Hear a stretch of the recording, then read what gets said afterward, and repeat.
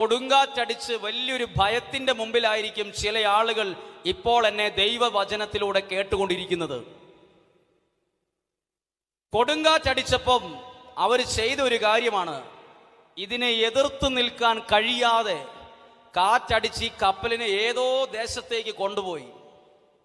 എവിടെയോ കാറ്റടിച്ച് കൊണ്ടുപോയി, കപ്പൽ ഏതോ വഴിക്ക് തിരിഞ്ഞു പോയി, റൂട്ട് തെറ്റിപ്പോയി, അടിച്ച് തെറിപ്പിച്ച് കളഞ്ഞു. കുറച്ചു കഴിഞ്ഞപ്പോൾ രക്ഷപ്പെടാൻ വേണ്ടി അവർ ചെയ്തത്, കപ്പലിൽ ഉണ്ടായിരുന്ന സാധനങ്ങൾ മുഴുവൻ എടുത്ത് വെള്ളത്തിലേക്ക് എറിഞ്ഞു. ചോദിക്കട്ടെ ഒരു ചോദ്യം, ആർക്കാ നഷ്ടമുണ്ടായത് ഈ യാത്രയിൽ? ദൈവത്തിൽ ആശ്രയിച്ച പൗലോസിനോ, ദൈവത്തിൽ വിശ്വാസം അർപ്പിച്ച പൗലോസ്ലീഹായ്ക്ക് വല്ലോ നഷ്ടമുണ്ടായോ? നഷ്ടമുണ്ടായത് ദൈവഹിതത്തിനെതിരെ പ്രവർത്തിച്ചവർക്കാ നഷ്ടമുണ്ടായേ. ദൈവത്തിൽ വിശ്വാസമില്ലാതെ എടുത്ത് ചാടിയവർക്കാ ഇവിടെ നഷ്ടമുണ്ടായേ. നഷ്ടമുണ്ടായവരുടെ പല ജീവിതങ്ങൾ നോക്കിക്കേ. വിശ്വാസമില്ലാതെ നടത്തിയ ചില എടുത്തു ചാട്ടങ്ങളാ നഷ്ടങ്ങളിൽ കൊണ്ടുപോയി എത്തിച്ചിട്ടുള്ളത് പലരെയും. ഒന്ന് പറഞ്ഞേ ഹല്ലേലൂയാ. അവർക്ക് പറഞ്ഞേ ഹല്ലേലൂയാ. കരമുയർത്തി എന്ന് പറയാമോ? ഹല്ലേലൂയാ, ഹല്ലേലൂയാ. ഒന്ന് നോക്കി, പൗലോസ്ലീഹായുടേതല്ല ചരക്കുകളിൽ ഒന്നും, പൗലോസ്ലീഹായുടേതല്ല ഈ കപ്പൽ. പൗലോസ്ലീഹായ്ക്ക് ഒന്നും നഷ്ടപ്പെട്ടിട്ടില്ല. കാരണം ദൈവത്തിൽ ആശ്രയിച്ച് ജീവിതം കൊടുത്തവനാ പൗലോസ്ലീഹ. പൗലോസ്ലീഹായ്ക്ക് ഒന്നും നഷ്ടപ്പെടാൻ ദൈവം സമ്മതിക്കത്തില്ല. വിശ്വസിക്കുന്നവർക്ക് ഒരു ആത്മീയ ദൂത് പറയാം, വിശ്വസിച്ച് ദൈവത്തിന് ജീവിതം കൊടുത്തവർക്ക് ഒന്നും നഷ്ടപ്പെട്ടു പോകാൻ സർവശക്തൻ സമ്മതിക്കില്ല. അതാണ് വിശ്വാസം. പറഞ്ഞേ ഹല്ലേലൂയാ. പൗലോസ്ലീഹായ്ക്ക് ഒന്നും നഷ്ടപ്പെട്ടിട്ടില്ല. ദൈവത്തിൽ ആശ്രയിക്കാത്ത കുറെ പേർക്ക് കുറെ നഷ്ടമുണ്ടായി. ആരാ പേടിച്ചത് ഇവിടെ?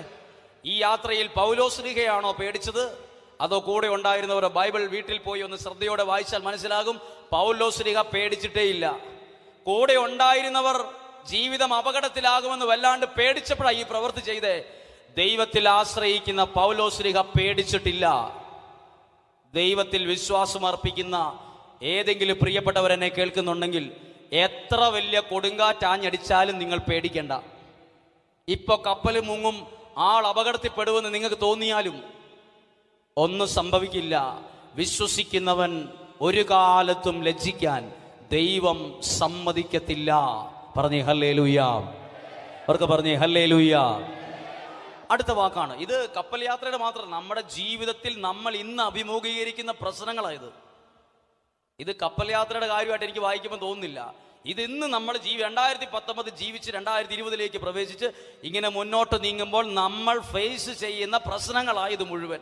കൊടുങ്കാറ്റ്, ആകെ നഷ്ടം, ആകെ ഭയം, പേടി. എങ്ങനെ ഇനി അടുത്തൊരു വചനം ശ്രദ്ധിച്ചേ, 18-ാമത്തെ വാക്യം.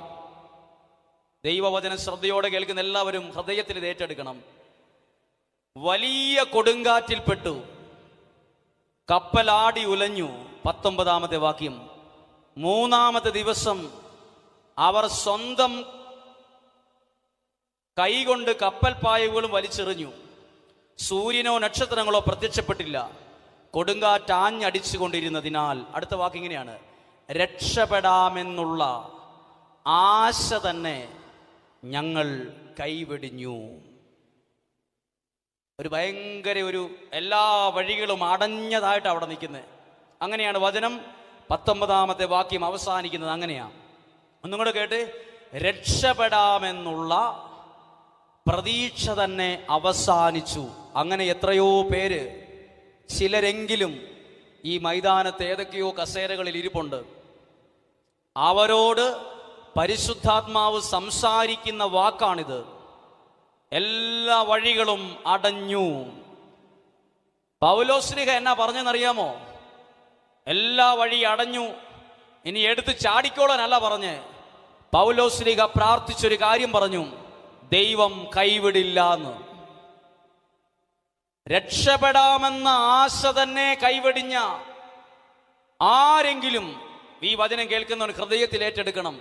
ഇത് അവർക്ക് തോന്നിയതാ, രക്ഷപ്പെടാൻ ഇനി പറ്റില്ലെന്ന്. ഒന്ന് കേട്ടെ, സാമ്പത്തികമായി നഷ്ടം വന്ന് കടം കയറി അതിൻ്റെ ഏറ്റവും അത്യുച്ചയിലെത്തിയപ്പം ഒരാൾ പറഞ്ഞു, ഇനി രക്ഷപ്പെടാമെന്ന് എനിക്ക് പ്രതീക്ഷയില്ലെന്ന്. രോഗം വന്ന് ശരീരം രോഗം കൊണ്ട് ഒരു മരുന്ന് കഴിക്കുമ്പോൾ വേറൊരു മരുന്ന് കഴിക്കാൻ പറ്റത്തില്ലാത്ത അവസ്ഥ വന്ന് ശരീരം തളർന്നപ്പോൾ ആ വ്യക്തി പറഞ്ഞു, എനിക്കിനി മരണം മാത്രമേ ഉള്ളൂ. ഇനി ഞാൻ എങ്ങനെ രക്ഷപ്പെടും? ഇനി എങ്ങനെ മുന്നോട്ട് നീങ്ങും? ഇനി ഏത് വഴിയിലൂടെ ഞാൻ നീങ്ങണം? ഇതാണ് ഈ വചനം ഇവിടം വരെ. പറഞ്ഞു ഹല്ലേലൂയ. ഇനി നിങ്ങൾ ശ്രദ്ധിച്ചിരിച്ചേ, ഇവിടം കൊണ്ട് ബൈബിൾ അവസാനിച്ച് റോമാലേഖനം തുടങ്ങുമല്ല. അങ്ങനെയാണെ നമ്മൾ പേടിക്കണമായിരുന്നു. ബൈബിൾ അവിടെ നിർത്തിയിട്ട് ഒരു ചെറിയ സ്പേസ് കൊടുത്തിട്ട് അടുത്ത സെന്റൻസ് തുടങ്ങുക. 21-ാമത്തെ വചനം. അത് ലെവല് വേറെയാണ്. 21-ാമത്തെ വചനം വഴി അടഞ്ഞു എന്ന് നിർത്തുവല്ല, ഇനി ദൈവം വഴി തുറക്കുകയാണ് അവർക്ക്. അടുത്ത വചനം ശ്രദ്ധയോടെ കേൾക്കണം. എല്ലാ വഴികളും അടഞ്ഞപ്പോൾ പൗലോസ്ലീഹ എന്നാ ചെയ്തതെന്ന് എഴുതിയിട്ടുണ്ട്. എല്ലാ വഴികളും അടഞ്ഞപ്പോൾ നമ്മൾ എന്നാ ചെയ്യേണ്ടതെന്നാ ഇത് പറയുന്നേ. എല്ലാ വഴികളും അടഞ്ഞപ്പോൾ പൗലോസ്ലീഹ ആ ദിവസം ആ കപ്പലിൽ മാറിയിരുന്ന് ഈ സമയം, ഈ ഒരു അവസ്ഥയിൽ നിന്ന് വിടുതൽ കിട്ടാൻ ഈ മനുഷ്യൻ പ്രാർത്ഥിച്ചു. ഇതാണ് ഒന്നാമത്തെ വഴി തുറക്കാൻ ചെയ്യേണ്ടത്. പറഞ്ഞു ഹല്ലേലൂയ. എന്നിട്ട് പ്രാർത്ഥന കഴിഞ്ഞിട്ട് പൗലോസ്ലീഹ കണ്ട ഒരു കാര്യമാണ്. ഇവർക്ക് വേണ്ടി പ്രാർത്ഥിച്ചിട്ട് 23-ാമത്തെ വചനം പറയാണ്, ഞാൻ ആരാധിക്കുന്നവനായ എൻ്റെ ദൈവത്തിൻ്റെ ദൂതൻ ഈ കഴിഞ്ഞ രാത്രി എനിക്ക് പ്രത്യക്ഷപ്പെട്ടു എന്ന്. എവിടെ പ്രത്യക്ഷപ്പെട്ടു? വഴി അടഞ്ഞു, എല്ലാ വഴി അടഞ്ഞു, രക്ഷപ്പെടാമെന്ന ആശ തന്നെ തീർത്തു. ഇനി മുന്നോട്ടൊന്നും പോകാൻ ഇനി വഴി അടഞ്ഞു എന്ന് ഇനി പറ്റില്ലെന്ന് ചിന്തിച്ച സ്ഥലത്ത് എന്തു വന്നിപ്പം? ദൈവത്തിന്റെ ദൂതൻ അവിടെ വന്നു. എന്തുകൊണ്ട്? വിശ്വാസമുള്ള ഒരു പൗലോസ് അതിനകത്തുള്ളായിരുന്നത് കൊണ്ട്. പറഞ്ഞു ഹല്ലേലൂയ. എന്തിനാ ഭയപ്പെട്ടിരിക്കുന്നേ? വിശ്വാസമുള്ള 100 പേര് ഇതിനകത്തുണ്ടെങ്കിൽ ഒരു വഴിയും അടയില്ല. എൻ്റെ കുടുംബത്തിൽ 4 പേരുണ്ട്, 3 പേർക്കും വിശ്വാസം ഇല്ല. അതിൽ ഒരാൾ മാത്രമേ വിശ്വാസത്തിലുള്ളൂ. എന്നാൽ പോലും പേടിക്കേണ്ട, നിങ്ങൾ ഒരാളും മതി. നിങ്ങളുടെ കുടുംബത്തിൽ ദൈവം പുതിയ വാതിലുകളെ തുറക്കാൻ. പാട്ടുകാരൻ പാടിയത് വെറുതെ അല്ല, വഴി തുറക്കൂന്ന്. അത് പാടാൻ വേണ്ടി പാടിയതുമല്ല. അവൻ വഴി തുറക്കും എന്ന് പറഞ്ഞാൽ തുറക്കുക തന്നെ ചെയ്യും. ഒന്നുറക്കെ പറയാമോ ഹല്ലേലൂയ? സ്വരമുയർത്തി, കരമുയർത്തി എന്ന് പറയാമോ ഹല്ലേലൂയ? ഹല്ലേലൂയ. കരങ്ങൾ താഴ്ത്താം. ശ്രദ്ധിച്ചിത് ഇതുണ്ടല്ലോ, ഇതെങ്ങനെ വായിക്കണം? ഇത് ആകെ കുറച്ച് 27-ാം അധ്യായത്തിന് 44 വചനമുള്ളൂ. പക്ഷെ ഇത് വായിക്കുമ്പോൾ ഒരു 3-4 മണിക്കൂർ എടുത്ത് വായിക്കാവുള്ളൂ. ഒരു 3-4 മണിക്കൂർ എടുത്ത് ഓരോ ഫുൾ സ്റ്റോപ്പിൻ്റെ അവിടെ നിർത്തണം. എന്നിട്ട് പേന കയ്യിൽ പിടിച്ച് വരയ്ക്കണം. കാരണം ഈ വചനത്തിലൂടെ ദൈവം കുറേ കാര്യങ്ങൾ നമ്മളോട് പറയും. പ്രതിസന്ധി വരുമ്പോൾ എന്നാ ചെയ്യണ്ടേ? രോഗം വരുമ്പോൾ എന്നാ ചെയ്യണ്ടേ? 4 വഴിക്ക് ഓടണോ? വല്ല സാധനങ്ങളൊക്കെ എടുത്ത് കടലിലേക്ക് എറിയുവാണോ ചെയ്യേണ്ടത്? എല്ലാ പ്രതീക്ഷയും പോയി എന്നും പറഞ്ഞ് കരയുവാണോ ചെയ്യേണ്ടത്? അതോ പ്രാർത്ഥിക്കുവാണോ ചെയ്യേണ്ടതെന്ന് വചനം പറയും. പ്രതീക്ഷകൾ നഷ്ടപ്പെട്ടു പോകുമ്പോൾ കുറേ പേരൊക്കെ എന്നാ ചെയ്യുന്നറിയോ? ചുമ്മാ പിറുപിറുക്കും, ശപിക്കും, എൻ്റെ ജീവിതം പോയി എന്നൊക്കെ പറയും. പൗലോസ്ലീഹ അന്നേരം ചെയ്തത് മാറിയിരുന്ന് പ്രാർത്ഥിച്ചു. ഞാൻ ഇന്ന് പ്രാർത്ഥിക്കുമ്പോൾ ആത്മാവിലൊരു കാര്യം പറയട്ടെ. ഇനിയും ജീവിതത്തിൽ ചില പ്രതിസന്ധികളും കൊടുങ്കാറ്റും വരുമ്പം ഇതുപോലെ പൗലോസിനെ പോലെ പ്രാർത്ഥിക്കുന്ന 100-1000 പൗലോസ്ലീഹായെ കാഞ്ഞൂർ ദേശത്ത് പരിശുദ്ധാത്മാവ് എഴുന്നേൽപ്പിക്കട്ടെ എന്നാണ്. ഒന്നുറക്കെ പറഞ്ഞേ ഹല്ലേലൂയ. ഒരാമയും പറഞ്ഞു ഏറ്റെടുക്കാമോ? Hallelujah, hallelujah. പ്രാർത്ഥനയിൽ അതങ്ങ് ഏറ്റെടുക്കണം. ഇനി പൗലോസ്ലീഹയുടെ ജീവിതത്തിൽ ഭയങ്കര ഞാനിങ്ങനെ ഒരു കാര്യം കാണുകയാണ്. ഇവർ ചരക്കുകളെല്ലാം എടുത്തപ്പം ദൂതൻ വന്നില്ല. ഇവർ കടന്ന് ജീവിതം മുഴുവൻ വഴി അടഞ്ഞു പോയി എന്ന് പറഞ്ഞപ്പോൾ ദൂതൻ വന്നില്ല. ദൈവം എപ്പോഴാ ദൂതനെ അയച്ചത്? പ്രതിസന്ധിയിൽ കാറിയപ്പോഴല്ല, പ്രതിസന്ധിയിൽ ഒച്ച വച്ചപ്പോഴല്ല, നിരാശപ്പെട്ടപ്പോഴല്ല, എല്ലാ സാധനങ്ങളും എടുത്ത് കടലിലേക്ക് എറിഞ്ഞപ്പോഴല്ല. പൗലോസ്ലീഹ പ്രാർത്ഥിച്ചപ്പം.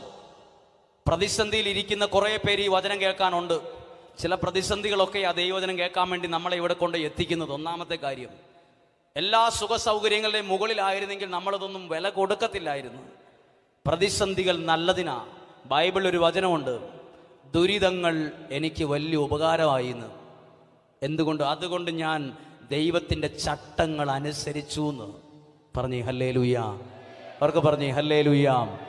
നോക്കിക്കേ, അടുത്ത വചനം ശ്രദ്ധിക്കണം. പൗലോസ് ശ്ലീഹ പ്രാർത്ഥിച്ചപ്പോൾ ദൈവത്തിൻ്റെ ദൂതൻ എവിടെ ഇറങ്ങി?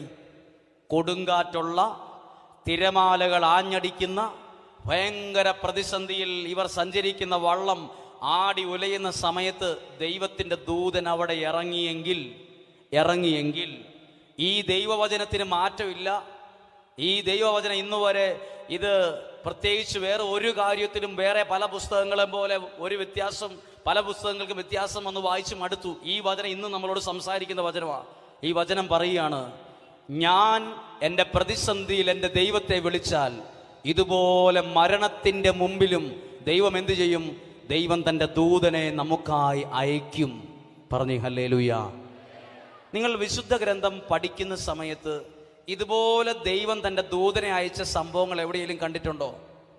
കേട്ടോ, പഴയ നിയമത്തിലെ യാക്കോബ് ഒന്നുമില്ലാതെ ഇറങ്ങി നടന്ന് പ്രതീക്ഷയും പോയി ഓടി ഒളിക്കുന്ന സമയത്ത് ഒരു സ്ഥലത്ത് വന്നിട്ട് ഒരു കല്ലെടുത്ത് തലയണയാക്കി വച്ചിട്ട് ഈ മനുഷ്യൻ വിഷമത്തോടെ തല കല്ലേ വെച്ച് കിടന്നുറങ്ങി.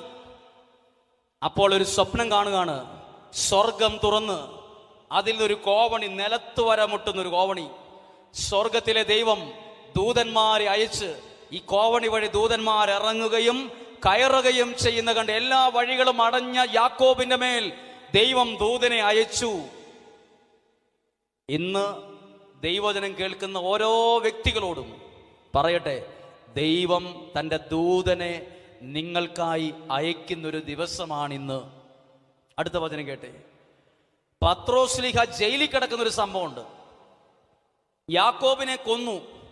നേരം വെളുക്കുമ്പോൾ പത്രോസിനെയും കൊല്ലും, ഉറപ്പായിട്ട് കൊല്ലും. പത്രോസ് ശ്ലീഹായ്ക്ക് വേണ്ടി മറിയം എന്നൊരാളുടെ വീട്ടിൽ സഭ ഒരുമിച്ച് കൂടി പ്രാർത്ഥിക്കുമ്പോൾ എഴുതിയിട്ടുണ്ട്, സ്വർഗത്തിലെ ദൈവം ആ വഴി മരണം മുന്നിൽ കണ്ട പത്രോസ് കിടന്ന ജയിലിന്റെ അകത്ത് ദൈവം ദൂതനെ അയച്ചു. ദൂതൻ അവിടെ ഇറങ്ങിച്ചെന്നു. പ്രാർത്ഥിക്കുമ്പോൾ പ്രത്യേകത എന്നാണെന്നറിയാമോ? ചിലപ്പോൾ നിൽക്കുന്ന സ്ഥലം സേഫാ പോലും ആയിരിക്കത്തില്ല. മരണം മുന്നിൽ കണ്ട് എല്ലാ വഴികളും അടഞ്ഞു. ഇനി എന്ത് ചെയ്യും, ഇനി മുന്നോട്ട് നീങ്ങാൻ പറ്റുമോ എന്ന് ചിന്തിച്ചിരിക്കുന്ന സമയത്തായിരിക്കും ദൈവം നമ്മുടെ പ്രാർത്ഥന ഉയരുമ്പം ദൈവം ഒരു വഴി തുറക്കാൻ ഒരു ദൂതനെ നമുക്കായി അയക്കുന്നത്. ഒരു കരം ഉയർത്തി സന്തോഷത്തോടെ ഉറക്കിയെന്ന് പറഞ്ഞേ ഹല്ലേലൂയാ, ഹല്ലേലൂയാ. ഇനി ഇതിനകത്ത് ഭയങ്കര അനുഭവമുള്ളൊരു വാക്കുണ്ട്. ദൈവത്തിന് വേണ്ടി ജീവിതം കൊടുത്ത പൗലോസ് ശ്ലീഹായെ ആർക്കൊന്നും ചെയ്യാൻ പറ്റിയില്ല. കൊടുങ്കാറ്റിന് പോലും ഒന്നും ചെയ്യാൻ പറ്റിയില്ല. ഒന്ന് പേടിപ്പിക്കാൻ പറ്റി.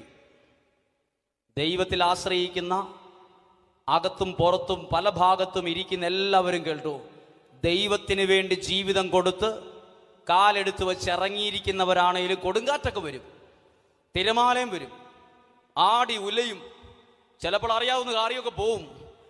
പക്ഷെ കൊടുങ്കാറ്റിന് പോലും തകർക്കാനോ തൊടാനോ പോലും പറ്റില്ല. വചനം വായിച്ചു നോക്ക്. ദൈവത്തിന് വേണ്ടി ജീവിതം കൊടുത്ത പൗലോസ് ശ്ലീഹായെ കൊടുങ്കാറ്റിന് പോലും ഒന്നും ചെയ്യാൻ പറ്റിയില്ല. ഒരു കൊടുങ്കാറ്റ് വീശിയാൽ അവിടെയുള്ള വലിയ കെട്ടിടങ്ങൾ വരെ താഴെ പോകും, വലിയ മരങ്ങൾ വരെ കിലോമീറ്റർ ദൂരദേശത്ത് തെറിച്ചു പോകും. ഇത്രയും നീളമുള്ള ഈ കപ്പലിനെ തൊടാൻ പറ്റിയില്ലെന്ന് മാത്രമല്ല, പൗലോസ് ശ്ലീഹായെ ഒന്നും ചെയ്യാൻ പറ്റിയില്ല. പറഞ്ഞേ ഹല്ലേലൂയാ, അവർക്ക് പറഞ്ഞേ ഹല്ലേലൂയാ. ഇനി അടുത്ത പ്രധാനപ്പെട്ട ഭാഗം എല്ലാവരും കേൾക്കണം.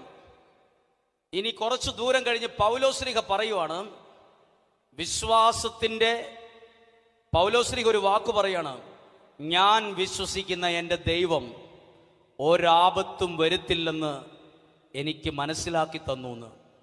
ആ വാക്ക് ഏറ്റെടുക്കണം. ദൈവത്തിൽ വിശ്വസിക്കുന്ന ഇവിടെ ഇരിക്കുന്ന എല്ലാ പ്രിയപ്പെട്ടവരോടും പറയുന്ന വാക്കാ, ദൈവത്തിൽ വിശ്വസിക്കുന്നവനൊരു പോറൽ പോലും സംഭവിക്കാൻ